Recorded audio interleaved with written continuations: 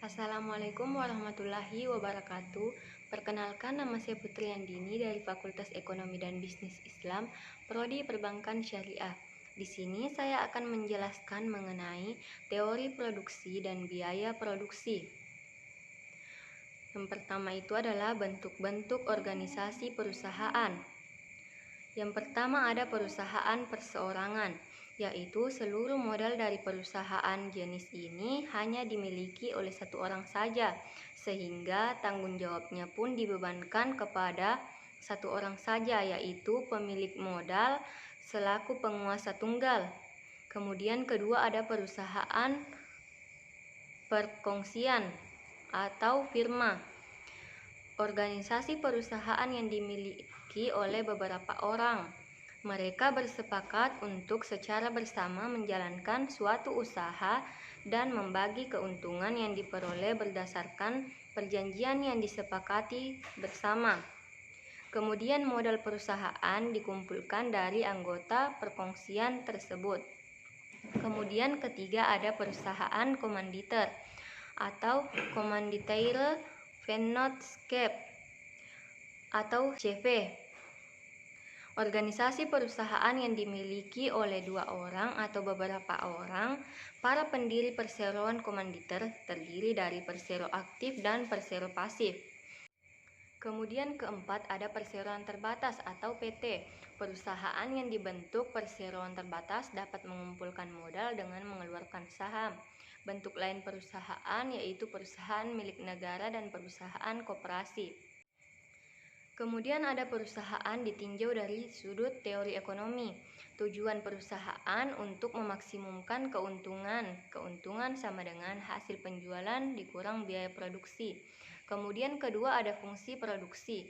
Fungsi produksi menunjukkan hubungan antar faktor-faktor produksi atau input dan tingkat produksi yang diciptakan atau output. Kemudian ada teori produksi, satu faktor berubah. Pada umumnya, faktor produksi yang dianggap variabel adalah tenaga kerja. Kemudian modal, tanah, dan teknologi dianggap tetap atau konstan. Teori produksi dengan satu faktor berubah, hukum hasil lebih yang semakin berkurang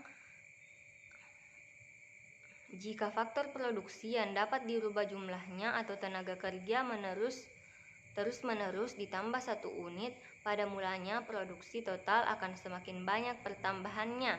Tetapi sesudah mencapai suatu tingkat tertentu, produksi tambahan akan semakin berkurang dan akhirnya mencapai nilai negatif. Dan ini menyebabkan tambahan produksi total semakin lambat dan akhirnya ia mencapai tingkat yang maksimum untuk kemudian menurun. Kemudian ada teori produksi dengan satu faktor berubah. Produk total yaitu keseluruhan output yang dihasilkan dari hasil penggunaan sejumlah faktor produksi tertentu. Produk rata-rata yaitu produksi yang dihasilkan oleh satu tenaga kerja atau input variabel. Ketiga, produk marginal yaitu tambahan produk yang diakibatkan oleh bertambahnya seorang tenaga kerja dan sebaliknya. Kemudian ada biaya produksi. Biaya produksi, biaya yang harus dikeluarkan oleh perusahaan yang menghasilkan output. Dalam menganalisis biaya produksi, perlu dibedakan dua jangka. Yang pertama, jangka pendek, jangka waktu di mana sebagian faktor produksi tidak dapat ditambah jumlahnya. Yang kedua, jangka panjang, yaitu jangka waktu di mana semua faktor produksi dapat mengalami perubahan.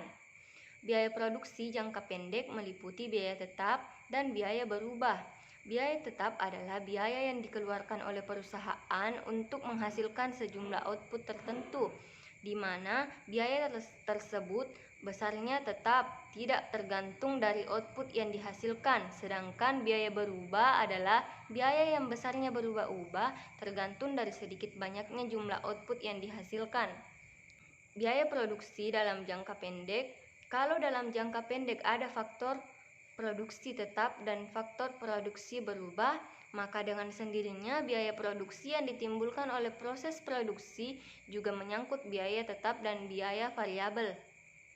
Yang dimaksud dalam biaya tetap ini misalnya gaji tenaga administrasi, penyusutan gedung dan peralatan lain, sewa tanah, sewa kantor, dan sewa gudang. Dalam jangka panjang biaya tetap ini akan mengalami perubahan. Yang dimaksud biaya variabel ini adalah biaya bahan baku, biaya tenaga kerja langsung, bahan bakar, listrik, dan sebagainya. Biaya total, keseluruhan jumlah produksi yang dikeluarkan. Biaya tetap, total, dilukiskan sebagai garis lurus atau horizontal sejajar dengan sumbu kuantitas. Hal ini menunjukkan bahwa beberapa pun jumlah output yang dihasilkan, besarnya biaya total tidak berubah, yaitu sebesar C. Biaya variabel total adalah biaya yang besarnya kecil mengikuti banyak sedikitnya output yang dihasilkan. Gambar yang menunjukkan bahwa kurva biaya variabel total terus-menerus naik. Jadi semakin banyak output yang dihasilkan, maka biaya variabel akan semakin tinggi. Misalnya, ada pengeluaran untuk pembelian bahan baku. Semakin banyak barang yang dihasilkan, maka semakin besar pula pengeluaran untuk membelikan bahan baku. Namun demikian, laju peningkatan biaya tersebut berbeda-beda. Pada gambar AVC dapat dilihat perilaku biaya variabel rata-rata, yaitu menurun dengan cepat pada kuantitas produksi dan kemudian laju penurunannya semakin lambat sampai pada kuantitas produksi tertentu.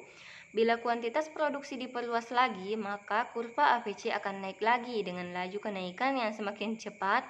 Biaya variabel rata-rata menggambarkan besarnya biaya variabel persatuan produk. Biaya rata-rata total mempunyai perilaku yang sama dengan biaya variabel rata-rata, yaitu menurun dengan cepat pada kuantitas produksi rendah dan kemudian laju penurunannya semakin lambat sampai pada kuantitas produksi tertentu. Bila kuantitas produksi diperluas lagi, maka kurva ATC akan naik lagi dengan laju kenaikan yang semakin cepat. Penurunan biaya rata-rata di atas disebabkan karena kenaikan produktivitas yang terjadi pada kuantitas produksi yang masih rendah.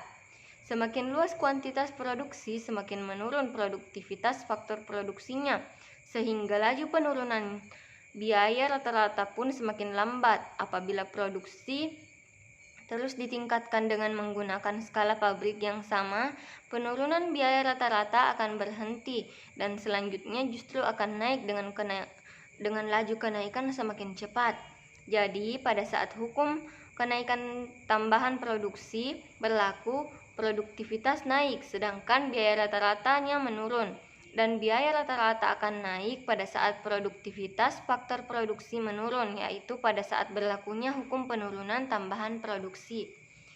Dalam jangka panjang, perusahaan dapat menambah semua faktor produksi dapat diinput yang digunakan. Oleh karena itu, biaya faktor produksi tidak perlu lagi dibedakan antara biaya tetap dan biaya variabel. Sekian materi yang dapat saya sampaikan, lebih dan kurangnya mohon dimaafkan. Assalamualaikum warahmatullahi wabarakatuh.